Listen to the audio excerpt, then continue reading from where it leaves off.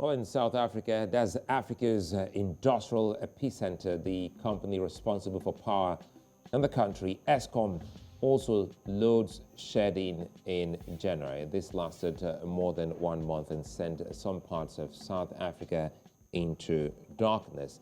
South Africa has one of the highest power generations in sub-Saharan and uses coal and fossil fuels to bring electricity to its people.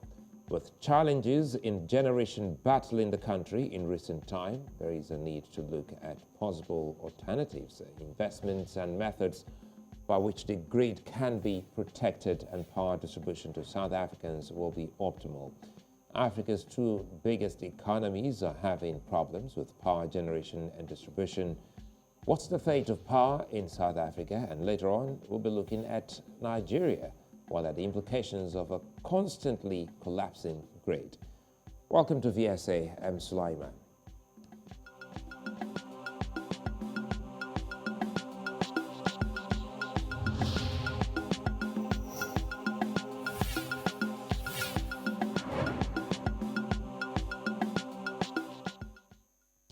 Now, South Africa, with some of the biggest companies on the continent, suffer grid collapses, but often prevent this eventuality by load shedding or power rationing.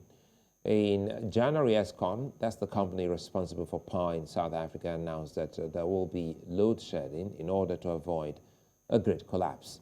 A collapse of the grid leads to outages in many parts of the country and darkness in Africa's major economic centers. South Africa depends mainly on coal to power its energy sector, with other sources coming from solar, hydro, wind, and others. South Africa has a domestic power generation capacity of 58,095 megawatts from all its sources, but its electricity still stays on the brink on some days. In South Africa, more than 90% of residents have access to electricity on an average. Joining me to look at the power issue in South Africa is Ted Blom, Mining and Energy Advisors, Gauteng in South Africa, and of course Chris Yelland, who's the Managing Director, EE Business Intelligence, also in South Africa. Gentlemen, thanks for your time and thanks for joining us now on Village Square Africa. And let's start with you, Ted. Eskom earlier in the year shed some load on the national grid to prevent a collapse. You must also know that Nigerians are always looking towards South Africa as a model when it tries to fix its electricity problem. So it came as a surprise when Eskom started talking about load shedding and a few people went into darkness. So how effective is this grid prevention move by Eskom? Look, I mean, so far, so good. Over the last 15 years that we've had serious load shedding, thank goodness the control room operators have managed to dump demand from the grid timelessly in every instance. Although I would venture as far as to say that some of their measures of cutting it to the bone as far as the safety margin is concerned amounts to nothing other than pure recklessness. And you need to understand that a lot of egos are on the line when it comes to the availability of power, and that extends from the ruling party right through to the powers that be at the utility. And there seems to be a reluctance to admit to the failures that ultimately lead to load shedding. And some people have obviously lost their heads in the process. But yes, we've managed to avert it so far as the grid meltdown is concerned. But it comes at a gigantic cost to the economy and to the people of Southern Africa, because we supply our neighbors as well. Well, let me bring in Chris here. Chris, first, let's talk about, how this is affecting or how it has affected business in South Africa. For a country, as Ted rightly said, that also provides electricity to its neighbors, how is it going for businesses in your country? Yeah, look, it has a huge economic impact and it is constraining growth in South Africa. So if you look at Eskom's generated electricity over the last decade, it's actually been declining at a time when the population is growing. And that's not a good sign for a developing economy. And so it has been impacting business, obviously productivity, but also in terms of new investments in new mining projects, new energy intensive industrial projects. It's hard to quantify because a lot of these are lost opportunities, people that have either deferred projects, delayed them, or even foreign domestic investment where people have walked away and looked to countries that could provide a more secure electricity supply with a view to the future, as well as a more predictable price trajectory. Because at the same time, as we've been experiencing this load shedding for the last 10, 15 years, there has been a very significant increase in the prices, and industrialists don't have a clear view of the price trajectory ahead. And that, of course, brings uncertainty to investment in projects. But from small users, domestic users, the uncertainty, small business, home business, all have to start investing in alternative energy sources which come at an extra cost but don't really add to the productivity. They just try to maintain the status quo. Okay, I come back to you, Ted. Help us here. You're also an energy expert, perhaps, because for South Africa is not relying on just a particular source. So there are sources of energy where it gets its energy from. So what are the problems now? Because Africans watching will want to understand why there is the load shedding and where there is this fear of a grid collapse. Okay, firstly, I'm just an analyst. I'm not an expert. There are certain people in the country who claim to be experts, including the CEO of Eskom, but I'll leave it there. As far as the risk to the grid, a lot of it emanates from the coal sector. So up to now, our nuclear sector has been performing quite well, but they only supply roughly 2 gigawatts of electricity to the grid, which on a daily basis needs roughly 30 gigawatts of power. The balance comes from mainly hydro systems, and then which includes imports from Mozambique, roughly also 2 gigawatts.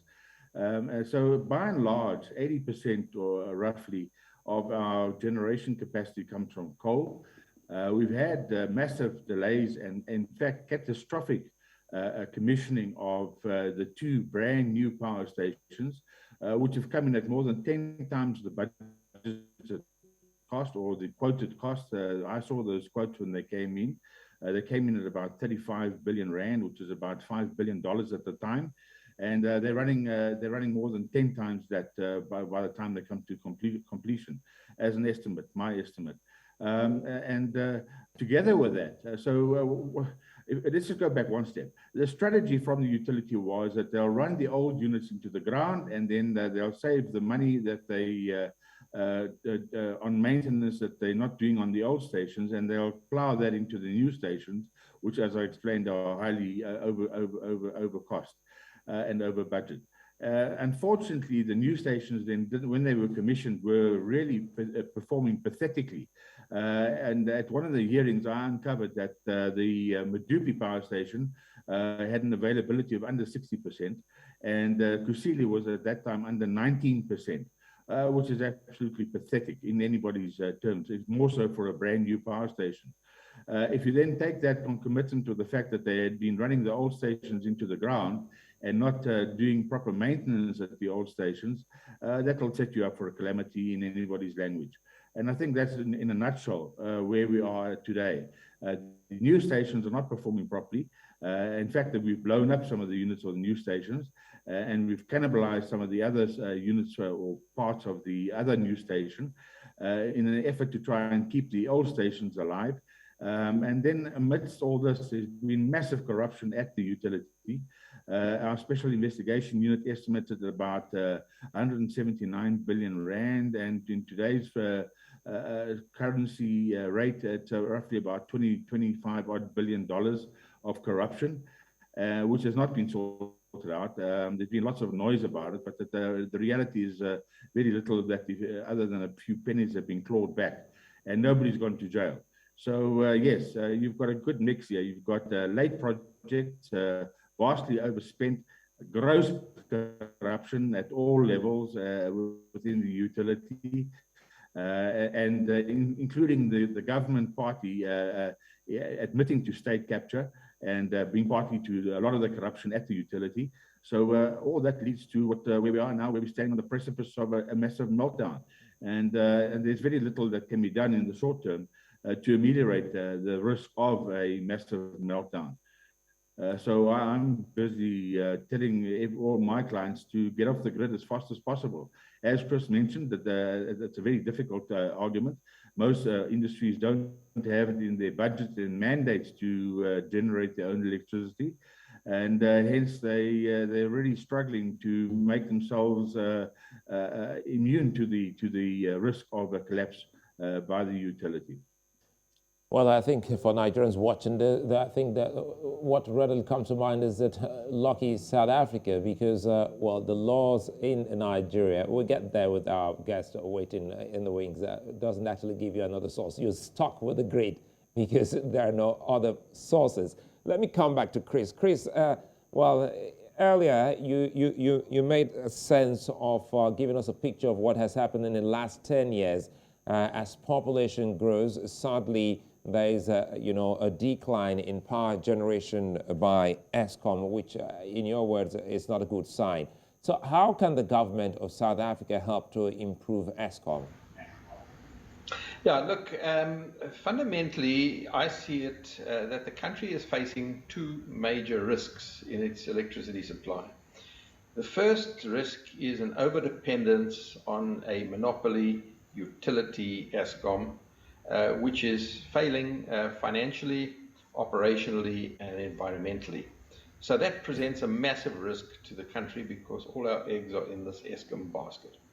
And the second thing, of course, is, as Ted pointed out, our heavy overdependence on coal. So, as he said, something like 80% of the electricity generated in South Africa comes from coal. And these coal-fired power stations, as we hear, and as we know, and as we experience, are proving to be unreliable, intermittent.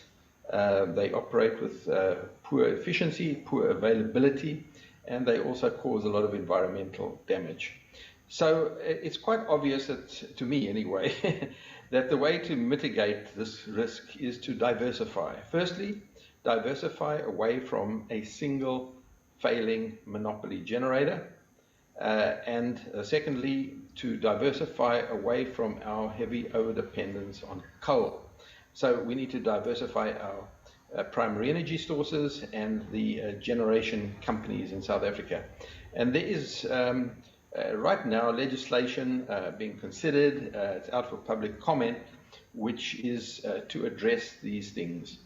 So we're looking to liberalize the electricity sector to allow a independent grid operator and a competitive and diversified generation sector with an emphasis on reducing the amount of coal in the mix.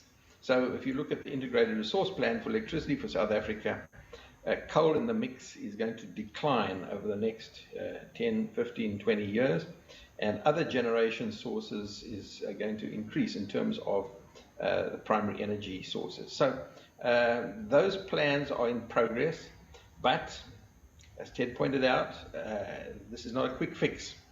The restructuring of the industry, as well as the building of new generation capacity, diversified sources, takes time, and public procurement processes are very bureaucratic and slow and have not come to the table anything like quick enough. Medupi and Kusile are some examples of long time overruns and cost overruns, but other public procurements have been equally fraught. I'll give you an example. There were 2 coal IPPs. Orders were announced to the successful bidders more than 5 years ago, and ultimately after 5 years the orders never got placed because they couldn't achieve financial closure, as banks and funders pulled out of these projects. So we've got to start moving quicker, and I think we've got to make sure that the private sector and customers of electricity become part of the solution. They're not going to be the only part of the solution, but I do think that they need to take ownership of their own energy futures and become part of the solution. Before I go back to Ted, I want you to expatiate more on what you expect, what you mean by the customers, also, being in the mix, trying to also provide some form of solutions. If you can stretch that for us, please. Certainly. So up to now, Eskom has been designated as the single buyer of electricity. And that's a sort of a model from the past. It dates back to when Eskom was conceived to be a vertically integrated monopoly, generation, transmission, and distribution. But we're moving now to a multi-market approach where the grid is in the hands of an independent grid operator and allows equal and non-discriminatory access on level playing fields to all generators who can come to the table. Now, customers of electricity can do what is known as self-generation, and independent power producers that can connect to the grid in a non-discriminatory way can deliver electricity across the grid. Generators can deliver electricity across the grid to customers directly. So you have an environment where people can generate their own electricity, or at least supplement their electricity needs by self-generation, as well as distributed generation, wheeling across the grid, trading of electricity, which currently is not possible in the current regulatory environment. But all that is due to change if this new legislation and amendments to the Electricity Regulation Act come into place. Wheeling, trading, self-generation is going to become an important part of the mix. Eskom generation will still be there, but its share of the pie, as it were, is likely to decline, as it has been declining. We've seen that demand for Eskom electricity has been declining, and other generators need to fill that gap. I come to you, Ted. Ted, earlier on you said you're no expert. I'll tell you something about how excited I am having two of you here, because, you have a fair understanding of what the problems are, and now we're talking about solutions. And this is what Africa needs, to see that the people start to proffer solutions. And Chris said, even the end user should also, weigh in and see how he or she can also be a part of the solution. So I recall what you said. He said, Chris said, diversifying process takes time. I don't know if it was Ted who said that. But again, let's stretch it. Now that we know that diversification will take time, are there quick fixes that South Africa can start looking at to fixing some of these problems? You also talked about some of these equipment that have been cannibalized. Have they been replaced? What are the processes? What's the situation with some of these places, especially in your city where you are? All seem to be having some connection, problems connecting to Chris and Ted in South Africa. But if you just join us, you're watching Village Square Africa here on News Central Television. We're looking at the electricity situation in South Africa and Nigeria. And for a bit there, Ted and Chris, well, good to see you both again. For a bit, I lost the connection to both of you. So quickly here, I'm happy that we're back again. And I was almost asking myself, is this related to the power situation we're discussing? But again, this is not power, and I'm happy. So, Chris, Ted, I was asking, now we know that the diversification process will take time. And people can't afford to wait, but there must be some kind of alternative or quick fixes that the people can actually latch onto pending when the full diversification can take place. You have anything to share with South Africans and the continent on that? Well, absolutely. It all depends on whether everybody's got their hands on top of the table or whether half of their hands are still under the table taking bribes. but a very quick fix. And it's something that Eskom's aware of, our utility, because I put the thing on the table about 10 years ago, and they confirmed it in 2013. One of their researchers, who's now a big player in the renewables game overseas, and that is that you can have a household solar panel or household self-generation. And there are about 8 million bricks and mortar households in South Africa. And if you put them all onto solar panels, mainly, that could generate roughly 8 gigawatts of power during the day. I mean, you must understand that even with a torch, solar doesn't work so well at night. But that will at least alleviate the load shedding during the day, which is killing our economy. When people go to work and sit around because they can't work because the machines haven't got power. So that can be done very quickly, because you will go to your supplier of solar panels, I'll go to my supplier, and around the country, everybody can do that. And within 6 months, within even shorter than 6 months, we can probably generate 8 gigawatts of additional power during the day.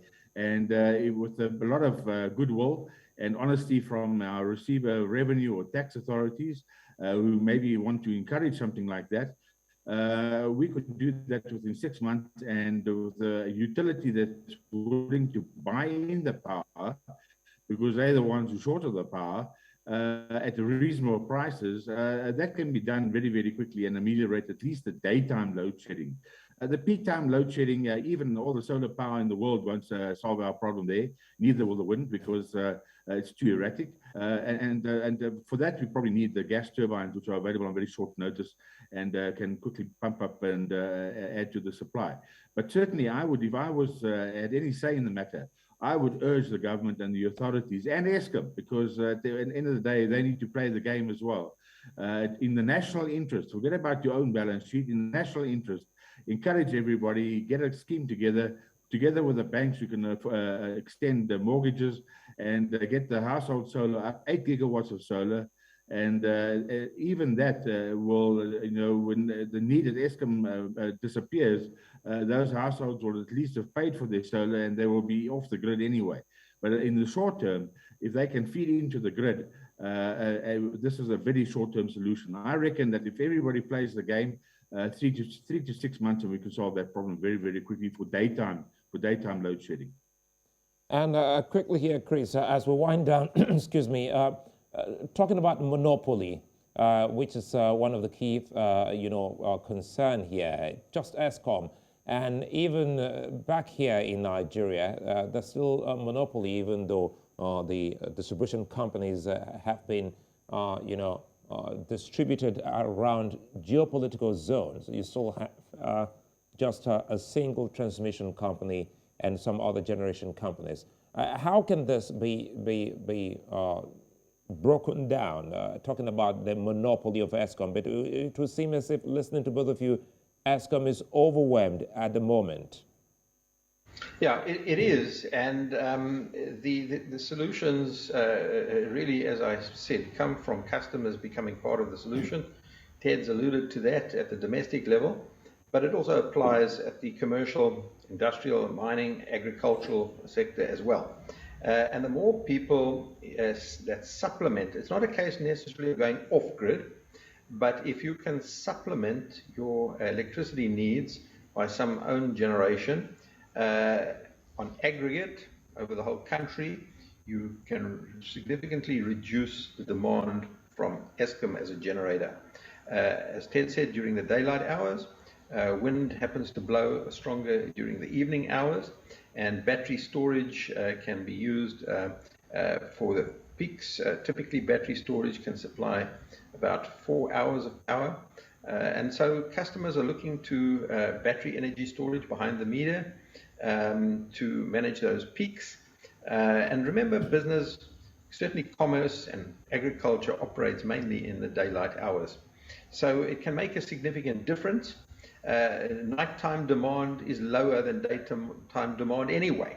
So, that can still be met by the central generation capacity of Eskom, and and the daylight hours can be significantly reduced, and the peak hours can be reduced by these open cycle gas turbines, and large battery energy storage. So I think there's a lot that can be done from a time point of view, anything from 6 months for the smaller installations to 2 years for the bigger installation. But we've got to get past this old mindset, the mindset of the monopoly, as it were.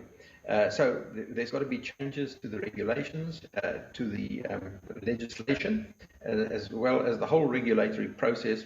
And we've got to move from this monopoly mindset to one that, first of all, allows self-generation.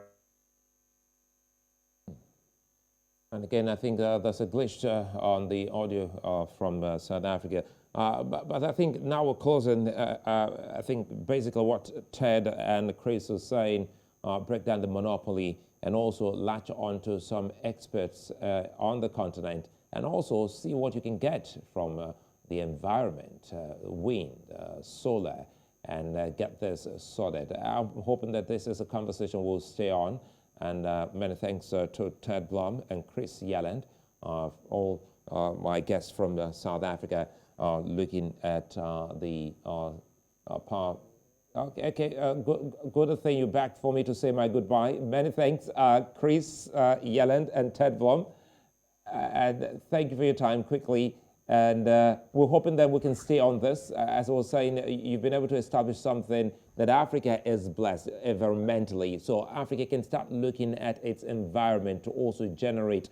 Now, because listening to you both talk about solar energy, wind energy, talk about the peak period and the off-peak period, how you can actually transfer some of these energy, to, residential areas when the very busy areas are off-peak. I think these are some of the things that people should also, consider, even here in Nigeria. So, gentlemen, thank you for your time, and hoping that this conversation will come back here to the square.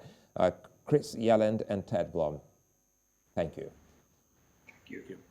Well, coming up, looking at the power situation in Nigeria as Nigerians woke up to another grid collapse, total grid collapse in the country. That's when we return here on VSA. Stay with us.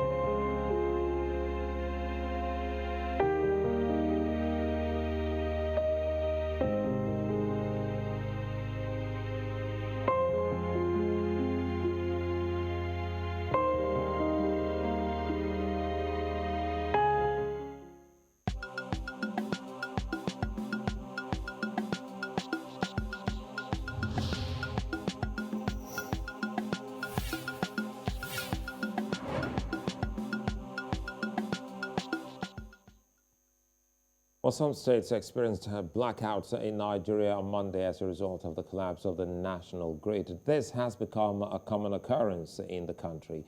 A grid collapse happened in February, May, July, and August of 2021. The collapse of the national grid on Monday was caused by a loss of 1,100 megawatts from a peak generation of 3,700 megawatts recorded earlier. Now, there were difficulties experienced in picking up loads as just three of the generation companies called Gencos tried to restart but struggled to generate energy.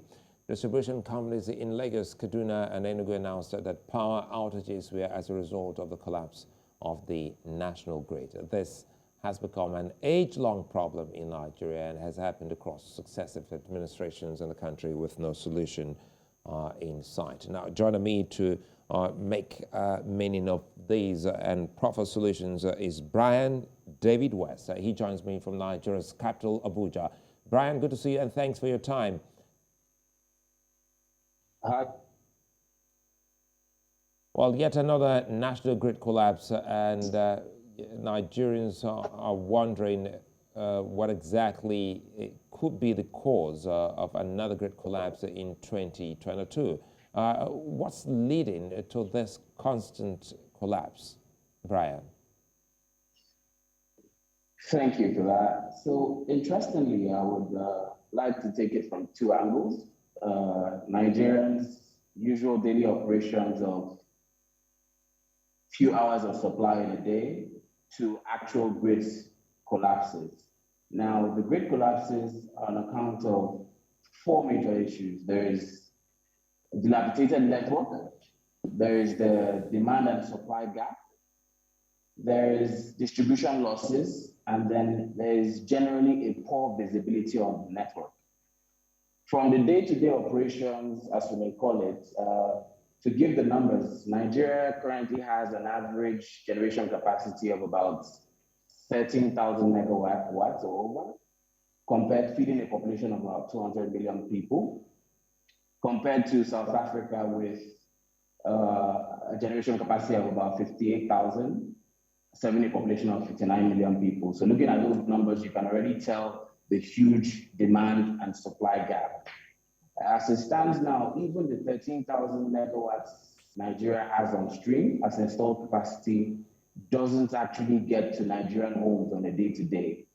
The transmission line has just about 7,300 megawatts milling capacity, and then the distribution lines are about 4,000 on the average, and it peaked at 5,000 sometime last year in 2021. So taking the situation head on and to address why the grid collapses, first of all, the national grid is not smart. And the nature of electricity supply is electricity demand and supply must meet. Electricity cannot be stored, they must meet at a certain point. Now, when the demand is too much and the supply is not enough, the operators around the different segments of the value chain around the country must go trying to balance that load at each point in time instantaneously. In more developed grids, you have a smart grid that does this automatically without the manual intervention. So before I go into the solutions, it's also good to note that at this time of the year, with the high temperatures, the instantaneous demand on the network is very high.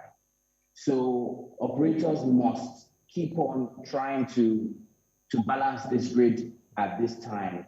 Sometime last year, we had about 3 grid collapses around this period, January to February, March. We have those number of collapses. Some are partial, some are full. This year, it seemed to have been managed better, but I believe with better planning, we can address this and prevent this. We'll talk more about what you mean by better planning, Brian. I'll come to you. Let me quickly welcome Olabode Shomi, who is an advisor to the Nigeria Senate President on gas and power at also in Abuja, Nigeria's capital. Olabode, thanks for your time. I'm quite sure, I don't know if you listened to our guest from South Africa who also spoke about what ESCOM is doing, the situation in South Africa, and also Brian has also been able to tell us some of the key concerns in the power sector. Quickly here, another grid collapse. ESCOM, for instance, can always alert the people in South Africa of an imminent grid collapse and say, this is what we're doing. We will embark on load shedding for us not to get the grid going out.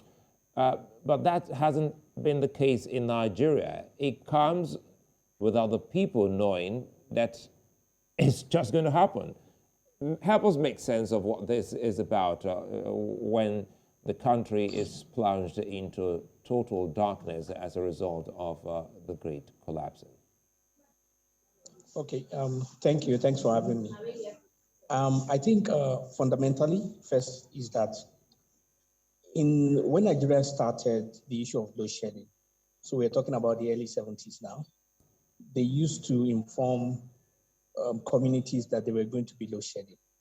But because the thing became so commonsensical, and I mean, not commonsensical, but became more frequent, there wasn't a lot of logic to be told 3 to 5 times in a day that you were going to experience load shedding. And so over time, that the decency, so to speak, involving informing people beforehand got lost. But more importantly is that why do we even really have load shedding? And that speaks to the fact that there are certain capacity issues with the current grid as we have. And that is at the base load of why we even have the amount of electricity that exists. It should be understood that the installed capacity and even the production capacity, installed capacity at about 13,000, and all that is beyond the capacity that the grid can accommodate. So in simple terms, if we are to produce all the amount of electricity that we can, we will not be able to benefit from it simply because the transmission, that's the transport section, which is also known as the grid, does not have capacity. At the root of it just is that there must be more investment into the grid, and there must be an expansion of the capacity of the grid. There are no two ways to it. Obviously, there are many factors, many nuances onto why the grid collapsed at a particular point in time. But it's basically like you have an old TV that has a few wires that get short circuit. So you bandage one at some point and you bandage the other at some other point. It's not the splitting of hairs that really matters. It's the fact that there needs to be a holistic picture to the grid network as we know it. And then for us to be able to eliminate the collection losses, which is part of the ATC and C losses, the grid must be made to be a smart grid such that the meters and the grid can speak to each other. And until that is done, we are just going to be moving from between the ocean and the deep blue sea. Well, let me stay with you a bit before we go to Brian. Olabode, now you're talking about smart grid, but we've also seen an attempt by some of the distribution companies to also have their SCADA installed, having a system whereby they can easily, from a room, have a sense of what exactly is happening and also minimize some of the losses and properly manage, power to places where they're needed. Do you have an idea of how much of an investment the TCN, that's the transmission company, is also doing, just as some discos are also working? Now, I cannot speak to the direct figures of what TCN should be doing. I mean, primarily because I'm not on ground. Even the medical doctors will tell you that the best doctor is the doctor that is on site. So there needs to be an evaluation, technically a site survey, and it is from there that you can get a good estimate. Sorry to button again, apologies buttoning, because you work with the people's representatives. and you're an expert, letting them in on some of the key things you just said.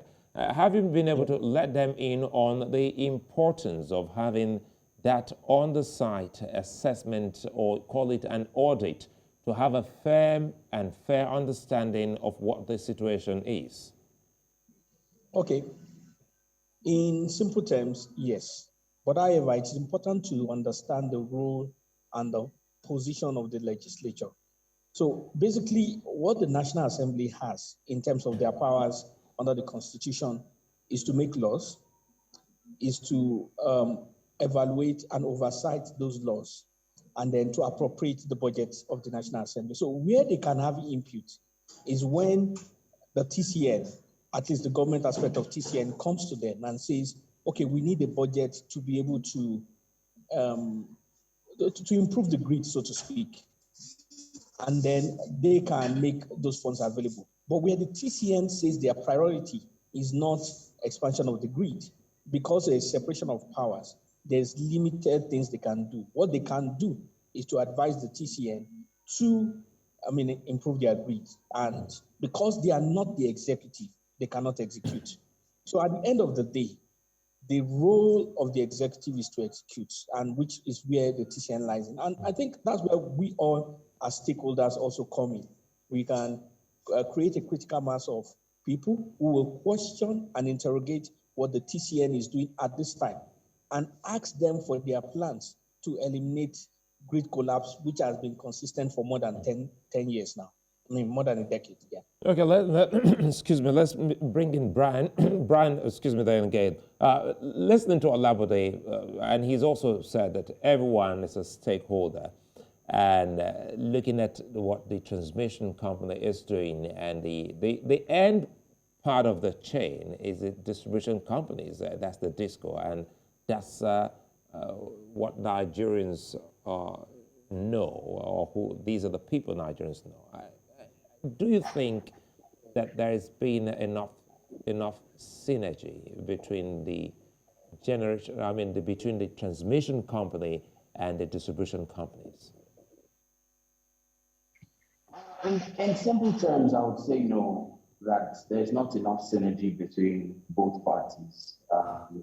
After the unbundling, you have transmission carrying out projects which is not in line with where distribution companies want their power at the time, which leads to further load shedding down the line. For example, if there is overcapacity in an area that the distribution segment don't have capacity to offtake on, that leads to problems. But also leaning on what Olabode said, at the end of the day, investment is needed in the sector. It's only through investment that we can drive the sector forward.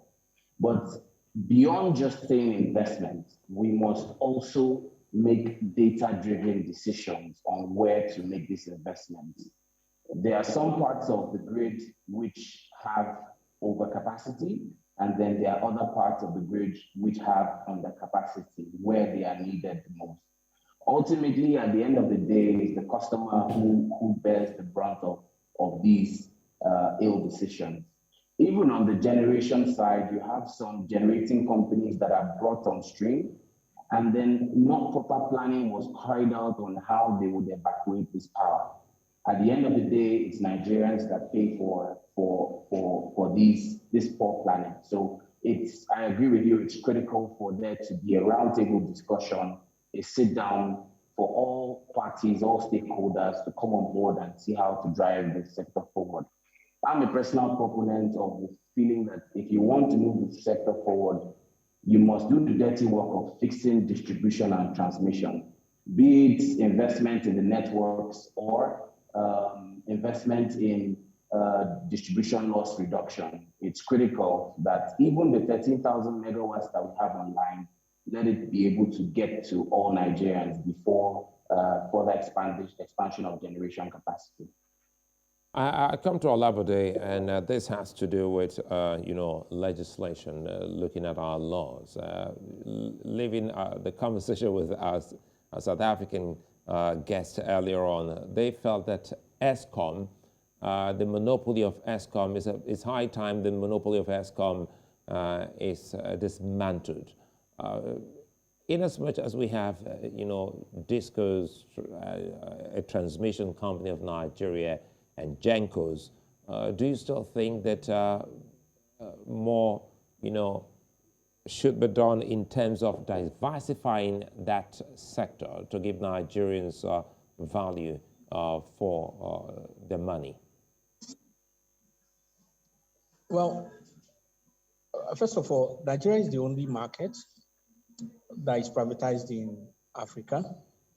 And while it is a good thing in principle, we are yet to fully reap the benefits. So I cannot speak directly to what is happening within ESCOM, but ESCOM as of today is working. ESCOM has a significant capacity, particularly with their nuclear power generation capacity.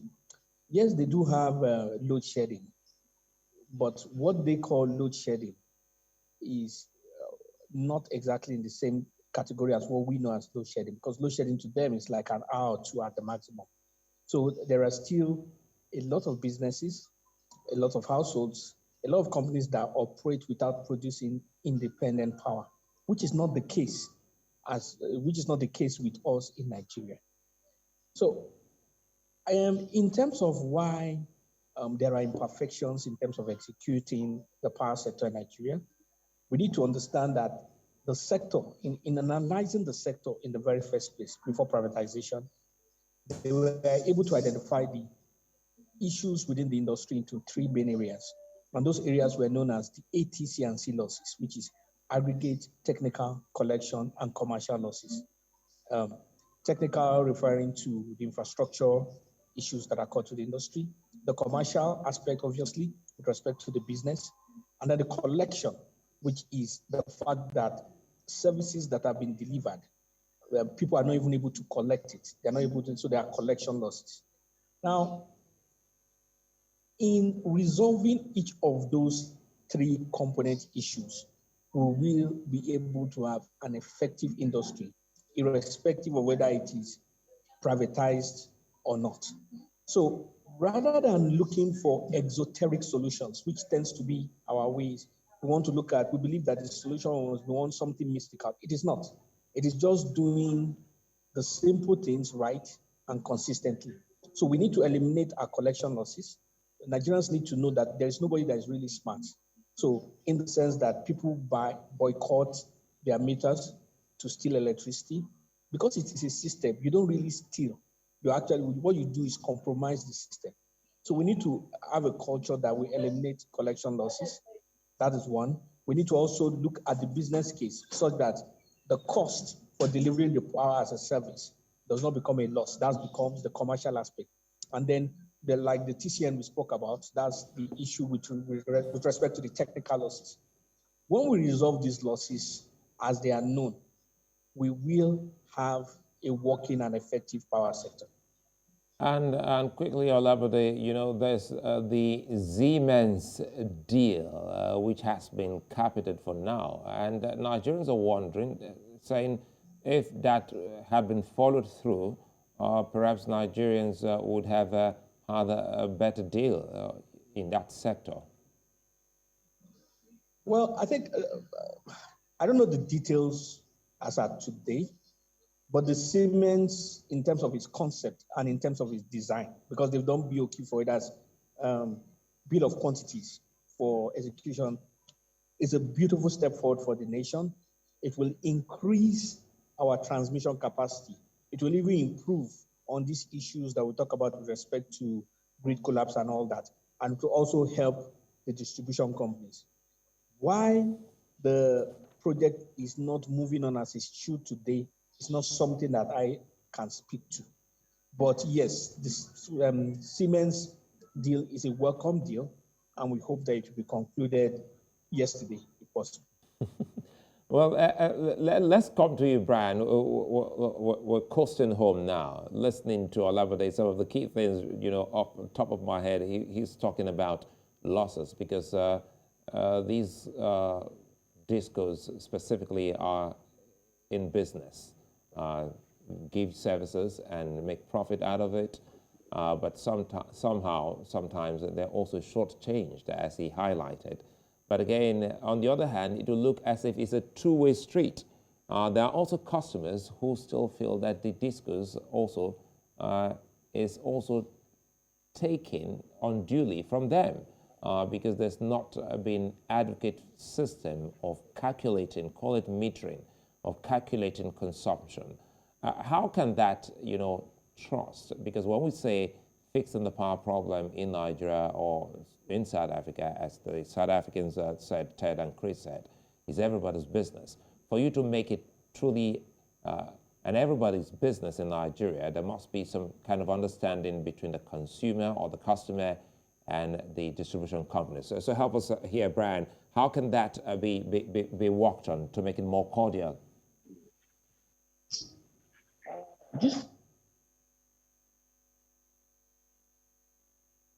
Well, looks like we're having a glitch in the connection to you there, Brian, and I hope, well, Olabode, I think I'll throw that to you. Looks like Brian is back. I'm going back and forth like a yo-yo now. So apologies, gentlemen. Okay. Brian is back, so let's let Brian go with it then. Right. So I would say it's a chicken and egg situation, right? Customers want power, and at the same time, they want value for the power. Distribution companies also want to collect their money's worth for the power that they sell. Now, on the other hand, electricity by its nature is the public good. So when you compromise the system, borrowing Olabode's words, you do that at the detriment of everybody. Now, to get to the root cause and start solving the problem from the distribution angle, I would hamper on having more visibility on the network, be it through meters, smart meters, be it through solutions that help to monitor the hours of supply that a customer gets to the house, be it SCADA systems for the transmission network. I think putting all those together with visibility for everybody will see would help the executive make better targeted decisions. At the end of the day, it's a private sector business for the distribution end, but then nowhere in the world has privatization fully completed without government support. Now, this is on the grid side, but just to take the conversation a little further, we also have instances where it appears that Nigerians are leapfrogging, waiting for the grid to fix itself, to getting distributed energy solutions. So now that's where we need the regulator to create an enabling environment that allows other people to trade power within little buckets. Yes, it might be in the short term a little bit more expensive, but then ultimately Nigerians will get their value for money, and then businesses can thrive. I think that's a fine place for us to leave it, gentlemen. Many thanks. I think it's a conversation that I hope that I'd like to see Olabode and Brian come back to, because it's something that interests Nigerians and Africans. Everyone, once it comes to power, everyone is interested. So I'd like to thank you, gentlemen, for your time. Brian David West and Olabode Showmi for joining us today on VSA. To our viewers across the 54 African countries and beyond, many thanks for watching. I'm Sulaiman. Bye-bye.